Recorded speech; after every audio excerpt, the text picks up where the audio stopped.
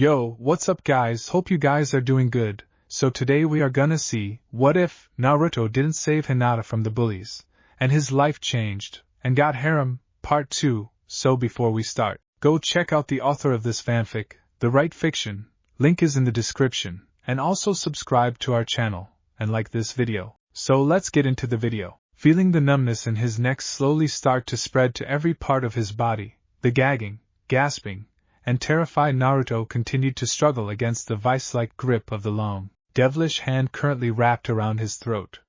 Sweat dripped down his face, as his heart hammered in his ears. The child then craned his head to see if Yakumo was alright. When he saw that his friend was in the exact same position, as he was choking, and gasping for air, as she kicked at the wall in an attempt to break free, the boy felt a sense of anger course through him, as he turned his gaze back to the creature holding them. When he saw the horned Oni direct its wide, menacing grin on him, Naruto snarled. "Let us go," he rasped, barely able to get words through, as he felt the palm press against his throat. Not enough to fully choke him, but enough to make his current position even more uncomfortable than it already was.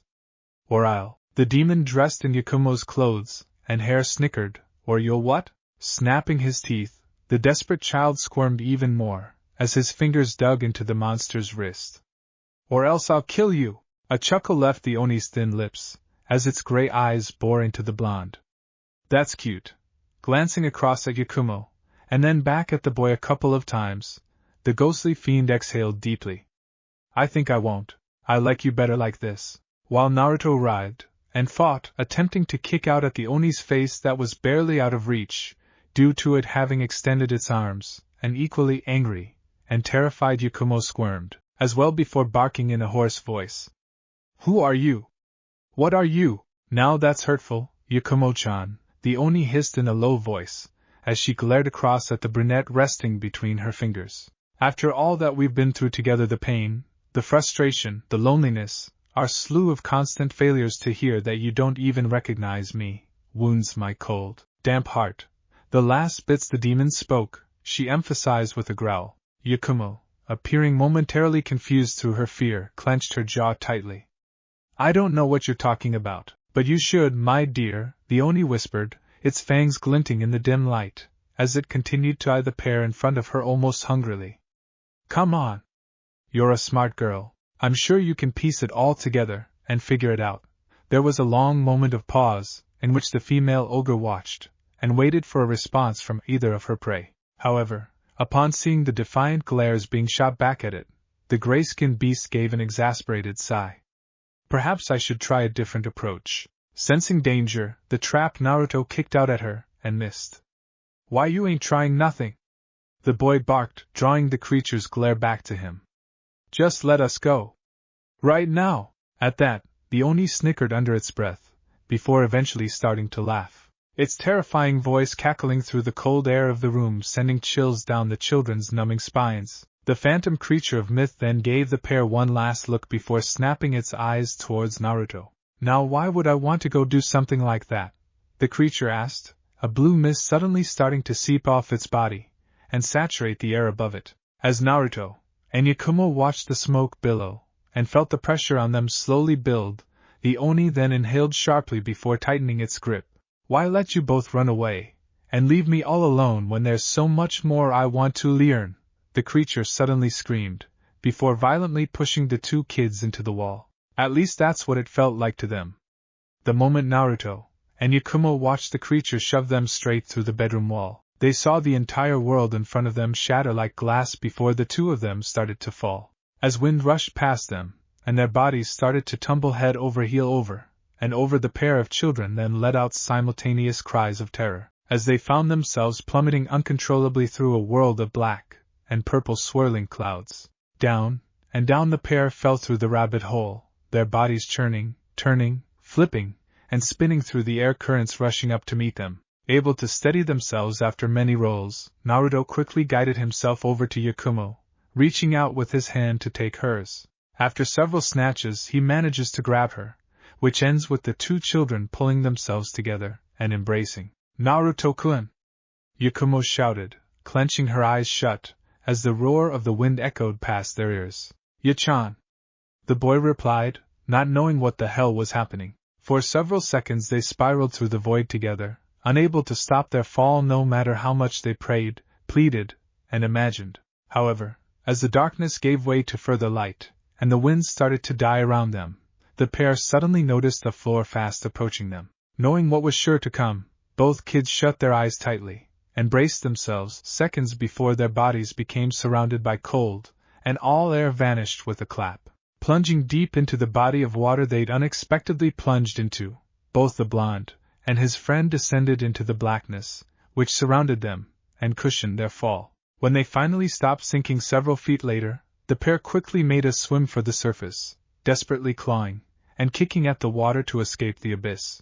As soon as their heads broke to the surface, both children took in deep gulps of air, sputtering and coughing as they crawled out of the water and rested on top of it. Choking and gasping, the two children remained on all fours, as they then looked about their new surroundings. Completely overwhelmed by what had just happened, the pair saw that they were now situated inside the high, arcing, dimly lit walls and ceiling of what appeared to be an enormous sewer, all of which was illuminated and flickering under the glow of a scattering of multiple lanterns. Though the place certainly wasn't one the two children had expected to emerge in, what startled them even more was that they were both kneeling atop the water like it was shallow. How they almost drowned in it seconds ago after being completely submerged under it was beyond them, but both Naruto and Yakumo could only assume it was because of the place they'd been dumped in. Everything around them seemed completely unnatural, leading them to question over what was going to happen next. Drying out, as they balanced themselves on top of the water, the two children slowly stood up while looking around the yellow, dimly lit environment around them. By the time they managed to catch their breaths and find their feet, the pair jumped in alarm when, several yards away from them, the demonic doppelganger of Yakumo rose up out of the water. As if being pushed to the surface by an unseen elevator, the creature stopped at the very top of the body of water, and smirked at them, watching as Naruto moved defensively in front of the real Yakumo. Glancing about, the creature scoffed, "So these are the lower levels of your subconscious? Humph. I gotta say, it's a little bit depressing." "You!" Naruto barked, clenching his fists angrily before then rushing forward. "Get lost, you ugly hag, Naruto-kun!" Yakumo shouted in shock. "Don't!" The boy didn't hear. Determined to protect his friend, the blonde charged at the Oni, as it stared back at him, and swung at it with a punch.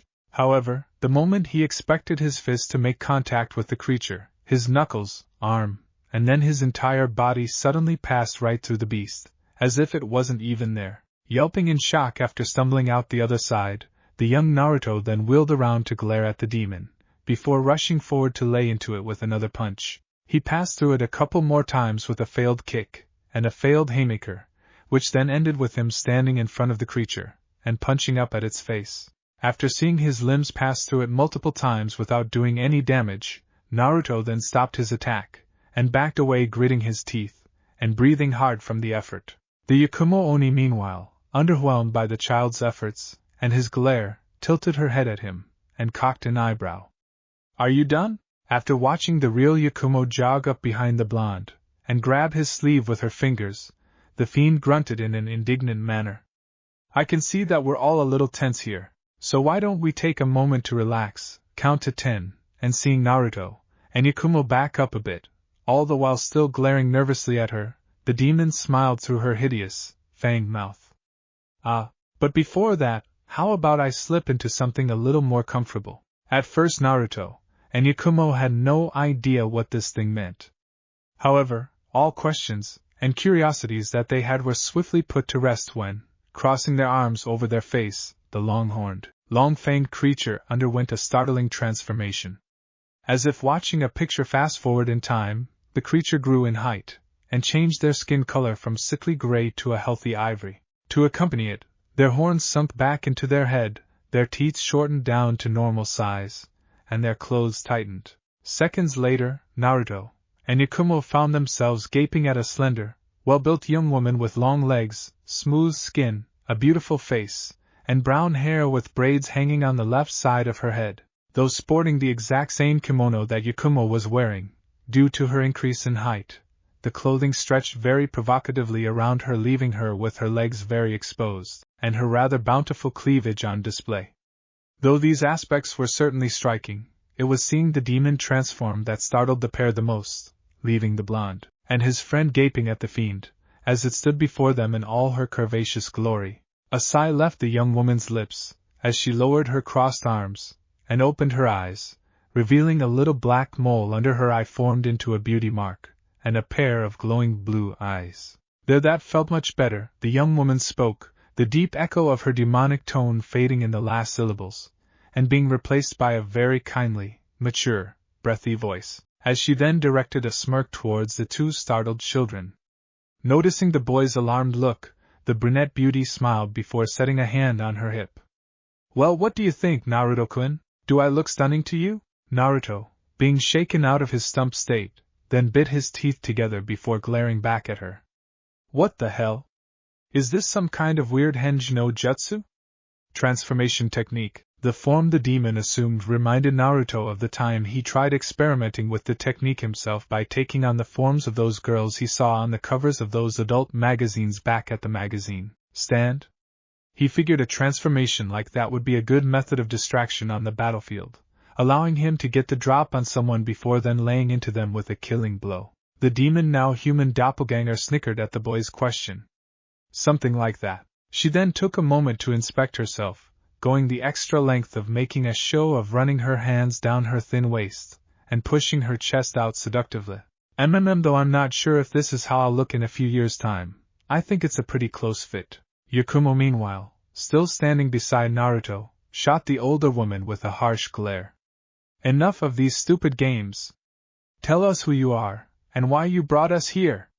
Right now. At this, the young adult standing before the children chuckled before turning, and starting to amble across the water of the sewer. I'm shocked that you still don't recognize me, Yakumo-chan. After all the hints I've been giving you, and your little friend, I thought that you two would have been able to figure it out by now. But since you and I are such close companions, and you're still struggling to put a name to my face, I guess I can grant you this small mercy, and go right for the thick of it. Continuing to pace around the pair of worried kids, the beguiling phantom continued. I am you. This information had the dual bulk, with the young brunette blinking. Me? Yes. Or to be more precise, I am your potential, the physical embodiment of all your latent abilities, and primal instincts anchored into a single being. A mutation of all your bodily needs, wants, desires, and impulses pooled together into a secondary consciousness. Your other half. Your dark side, the woman replied, causing the pair of children to stare at her with both complete concentration and anxiousness. To your doctors, I am what you would call a byproduct generated by the id part of your psyche.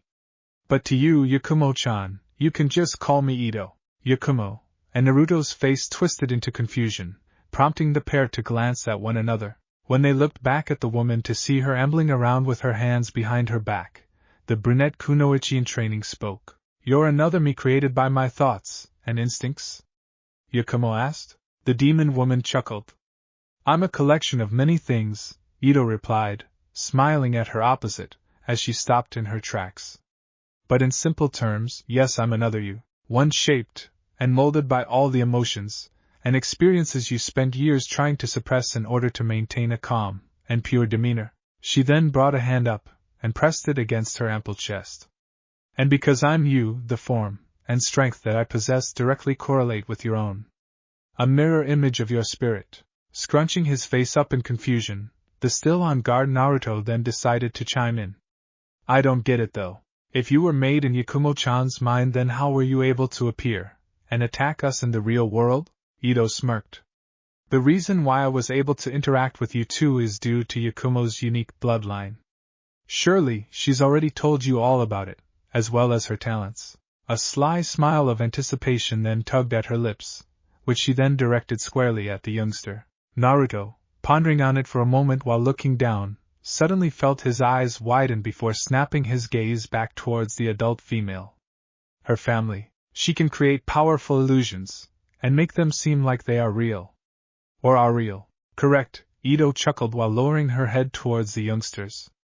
You see, every few generations, a member of the Kurama clan will be born with an incredible, unparalleled talent for The clan member's power in that field is so absolute that even without proper training, there is simply overwhelming capable of feats in the arts no other users can hope to match. This includes being able to create illusions able to physically harm people trapped in them, and make fake objects tangible. Ito then brought the hand back, and held it against her chest. Such frightening power, however, is not without its side effects. Naruto blinked. Side effects? Ito nodded. The inheritor of the clan's Genkai is equally rarely able to control the full extent of their abilities. So, in order to properly regulate their power, the subconscious creates a second personality in order to rein in their abilities, and absorb the strain exerted on the user's mind. The young woman smiled, as she allowed her hand to drop to her side. I am the result of that power being distributed. Yakumo blinked before narrowing her eyes on her older half. So that's it. My consciousness created you, as a result of my family's Genkai? My gift? Indeed, Ito responded, continuing to smile, as she sauntered forward, causing the pair of children to backstep in alarm. Like I said before, I'm more than just a dark apparition of the horrible, twisted corners of your thoughts, Yakumo-chan. Being born from your family's blood, I'm a living vestige of your clan's history. A relic given form by your chakra, an anomaly in your ancestors' genetics that has been passed down since the beginning of the shinobi world. I'm not simply just a second personality. She then stopped, and gave the pair a wide grin.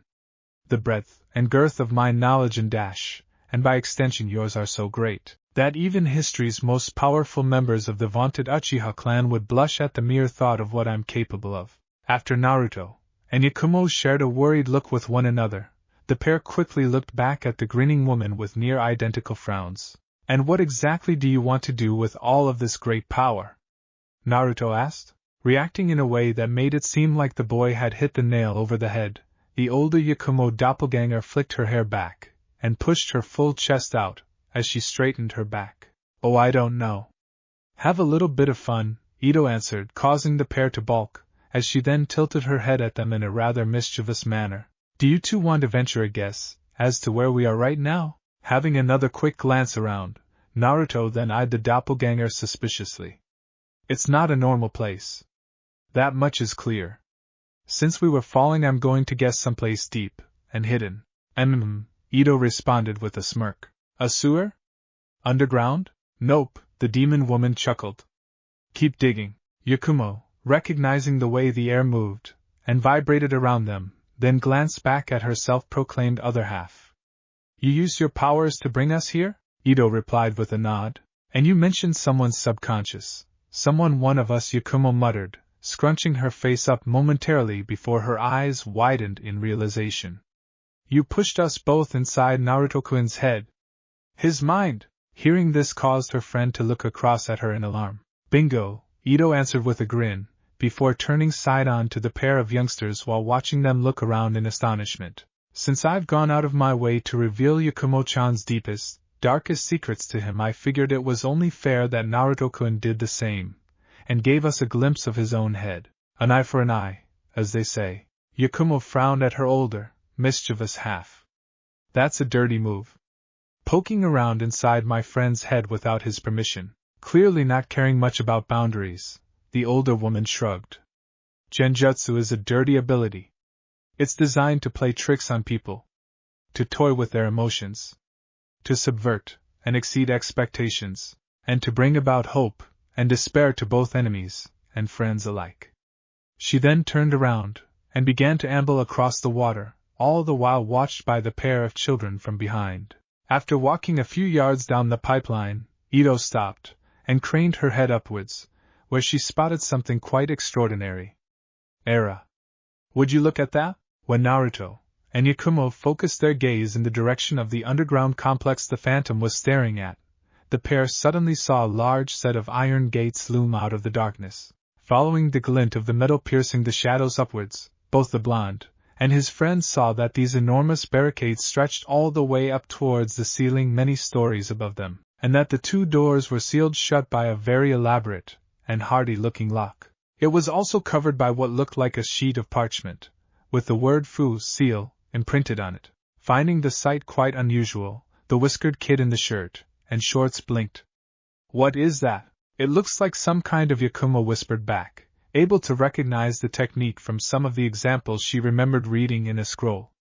Only this one seemed a lot more complex and powerful. While the pair of children gaped at the gargantuan iron gates, a smiling Ito tilted her head curiously. Fascinating. Now what could possibly be dwelling inside Naruto's head that would require it to be locked up behind such a powerful barrier? Without considering the dangers presented by the entryway, the woman decided to take a closer look, levitating off the water's surface and floating towards the gate with the curiosity of a child. The moment she hovered within arm's reach of the metal columns, she squinted through the bars and into the blackness beyond the threshold. At first nothing happened in the first minute, as the odd trio of avatars stared silently at the huge barrier and the void before them. But then, just as they thought nothing remotely interesting was going to occur, Naruto and Yakumo both gave simultaneous shouts of fright when they saw an enormous mass come charging out of the dark. A split second later, a deafening clang echoed down the tunnel when the entity swung a massive claw at the floating Ito, who casually drifted back when its paw slammed into the bars. Its nails failed to skewer its target, the demon, and children watched, as the hand slowly retracted, where the group was then able to see exactly what's tried to attack them. Well, what do we have here? Ito asked out loud. Naruto and Yakumo felt their jaws drop when, from the shadows of the cave, the duo saw the gargantuan, red-eyed form of a demonic fox emerge from the smoke. Its gaze surrounded by menacing, black scara, and its long snout lined with razor-sharp teeth, the beast crept into the light of the tunnel, and snarled down at the trio positioned on the other side of the gate, and staring up at it. As the two children gaped at the beast, whose size easily surpassed several whole blocks in the village, not only did they notice its orange hair was bristled in anger, but that it also had two ninetails swishing about behind it. Its enormous appendages whipped through the air in rage, clearly showing that it did not like having its space invaded by the group, and reacted aggressively. That, or it didn't like being woken up. Naruto and Yakumo were obviously stunned at seeing the creature, not just for its size, but also the fact that on first blush the thing looked incredibly terrifying. Ito, on the other hand, noticing the steam gushing out of the beast's clenched jaw, smirked broadly in its direction. I thought I sensed something off about Naruto-kun's chakra. You were sealed inside of him, the woman remarked, before grinning broadly. The beast that attacked Konohagakure 7 years ago was the great Kyubi no Yoko, nine-tailed demon fox. She then cocked her head to the side in a haughty manner. I thought you'd be bigger. A low snarl left the fox's jaws, as it looked upon the woman avatar floating before it. Puny insect! You dare speak to me with such a dismissive tone? Don't underestimate my power. I can crush you without a second thought. I do scoff, not in here you can't. But even if you were free to move about, you wouldn't be able to touch me, fox. That I can guarantee. Ignoring the loud growl that it breathed at her, as well as the swipe of warning from one of its enormous tails that rattled the bars, the floating woman turned about and smiled down at the pair of children. This truly is an auspicious evening. I never would have guessed that the boy my little Yakumo-chan befriended was in fact the nine-tailed demon fox, the enormous creature responsible for causing multiple disasters and cataclysms throughout shinobi history. Yakumo, looking across at her friend, noticed the shocked expression that fell over him. His irises dilated. The child with whiskers and blonde hair felt his legs momentarily become weak, before eventually collapsing to the floor. When his knees splashed into the shallow water, Naruto opened and closed his mouth a couple of times. At first no sound came out, clearly illustrating just how stunned he was.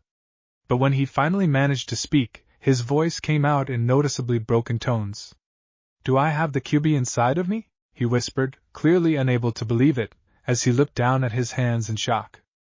I'm it? Sensing her friend was falling into a downward spiral, a clearly worried Yakumo knelt next to him, and reached out, yet she refrained from touching him. Not out of a sense of fear, but out of an uncertainty of what to do. Naruto-kun? This was clearly a very big piece of news, one that was not at all easy to swallow. As the reveal circled about inside his head, everything that Naruto had experienced up until this point started to come back to him. This caused the child to shiver with grief. Everyone hating me, everyone rejecting me, ignoring me, and looking down at me. After all this time, it's because they knew, and I didn't. the boy whispered, shaking his head slowly, as one after the other, the pieces of the puzzle slowly started to come together. It all makes sense now. Ito, who was still floating above the sewer, then addressed Naruto's concerns with confidence and cool. The adults surely knew. After all, they were most likely around when the nine-tailed fox went on its infamous rampage and destroyed their homes, the ghostly woman informed, drawing the youngster's gaze up to her. The children, on the other hand, probably have no idea that you're even carrying the biju. They were most likely told by their parents to keep their distance and to have no interaction with you. Just like what my mom and dad said to me, Yakumo gasped, the realization hitting her, as well, and causing her eyes to widen. When she looked back at Naruto, she saw the boy looking at her with an equal measure of shock. My parents told me to stay away from you. That you were a bad influence, and that you would get me into trouble. They didn't mention anything about Kyubi. Naruto, nodding his head silently, as he gazed back at Yakumo, then glanced down once more, as a new string of thoughts reached him. But then if I'm the nine-tailed fox, then how come nobody ever told me about it? Hokage Gigi? Irika-sensei? Why didn't anyone tell me why everyone hated me so much? And what happened to my parents? Why weren't they here to help me? To look after me? Shaking his head, as he was bombarded by all these mysteries, the blonde reached up and pressed his palm over his eye in a pained manner. I don't know, I just don't know. Able to hear everything going on over the low growling of the fox behind her, the hovering Ito smiled broadly. Those are all very good questions, the woman phantom replied, before a rather sly smirk crossed her lips. Why don't we ask someone? When Naruto and Yakumo turned their eyes back up to the Demoness when they heard her say this, the two of them then saw Ito turn around and float over to the Kyubi's gate. The fox, snarling angrily, as it watched the female phantom stop before its prison, then blinked in confusion when it saw the ghost reach up, grip the side of the parchment slapped over the look, and ripped it off with a single, clean tear. What are you doing? Naruto asked, as both he and Yakumo watched the floating apparition of the older academy student cast aside the paper seal. Ito, glancing over her shoulder, smirked down at the pair. For centuries my clan has attempted to purge me. To destroy me. Every time a user of our Genkai was born, and my presence was discovered, the other members of the family would attempt to seal me away. But each time without fail I've managed to break free of their restraints, and have my way. An 8-pronged seal like this is nothing new to me, the ghost explained, before turning back around, and smirking at the rotating, spiral lock she could see sitting in the center of the gate. Reaching up, the woman extended her fingers, and produced 5 individual blue chakra flames from the tips, which burned brightly, as she telekinetically took hold of the gears. This village has gone to great lengths to shun you, and forget about you, Naruto-kun. So why don't we give them something to remember you by? A strained look then came over the woman's face, as she proceeded to curl her fingers, causing the lock's gears and bits to groan loudly. Then, after focusing intensely on the task for several seconds, the Yakumo doppelganger then twisted her hand, the multiple latches on the lock unraveling with a series of loud clunks. Moments later, upon watching the spiral lock undo itself, the massive gates to the Kyubi's cell were blasted open, as the fox slammed his paw into the bars, and sent the entrance almost blasting off its hinges. As a rush of wind roared down the tunnel, and nearly knocked Naruto and Yakumo off their feet, the two children gazed up in horror, as the massive fox stomped out of its cell and, with its teeth flashing through the dim light, dove towards the floating adult Yakumo with the intent of swallowing her up with one bite. Ito, seeing the fox's gaping maw flying towards her, casually and calmly held up a hand, and smirked at the approaching predator. Heel, she ordered. Oh! Meanwhile, Hiruzen, having had his nose buried in scrolls for the better part of the afternoon, was currently going through what was to be his last stack of files before turning in. Though the workload was tiring, and the act of spot-checking all these forms was annoying, the elderly warrior felt it was a great distraction from all of the trials and tribulations he was currently having to put up with. Though things had been generally peaceful around the village over the course of the last few months, the third leader of Konohagakure, and currently the most powerful kage in the 5 great nations, was being forced to deal with an incredibly tenuous political situation unraveling in his midst. It was a problem that had been a persistent issue since the founding of the Hidden Leaf, and something that had been weighing on the minds of all the most seasoned members of the community. This was of course the relationship between the Hidden Leaf and the Uchiha clan. Ever since the chaos that had unfolded 7 years ago, resulting in the deaths of not only multiple villagers and shinobi, but also the fourth Hokage Minato and his wife, the village's former bond with one of the most powerful clans in their district had been greatly shaken. All the trust the rest of the village had with the Uchiha had sunk dramatically, resulting in former allies becoming suspicious of one another, and once strong connections between coworkers and friends being strained. Long story short, with the Uchiha being relegated to the outskirts of the Hidden Leaf, and their group's involvement in community affairs and events being shafted in favor of others, the tension between the group and their hometown had been tightened to the point of snapping. Hiruzen, being the calm, kind, and impartial leader that he was now attempting to weather through the storm by negotiating with the head of the Uchiha clan Fugaku in order to come to a more peaceful resolution.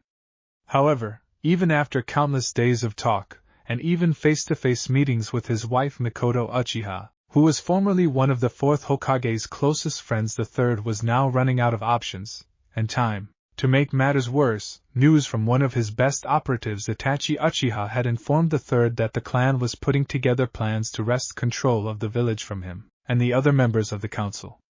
In other words, rebellion. With the seas of conflict growing more and more turbulent with each passing day, Hiruzen knew that sooner or later something was bound to happen. It was only a matter of who would be the one to tip the boat first. I should speak to Itachi again. Perhaps he and Shursui can come up with some sort of a solution to this mess, Hiruzen mumbled to himself, setting down his pen and reaching up to massage the bridge of his nose. A sharp exhale then left his dry lips, as he shook his head against his palm. Geez!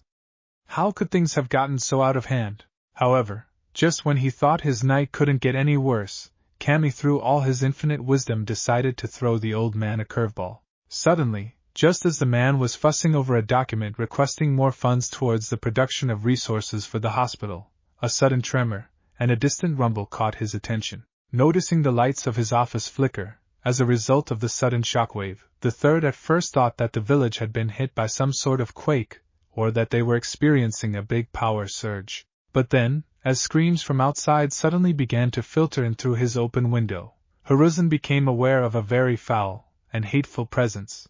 Sweat breaking out on his brow, the elder stood up sharply when he detected an enormous amount of dark chakra perforating the air, the potency of which he recognized all too well. It can't be, he stuttered, rushing around his chair and looking out his window. When his eyes stared across the village, the third Hokage felt his jaw drop when he saw standing directly in the heart of the village the enormous, towering form of the nine-tailed demon fox. Its body lit up by the lights of the street beneath it.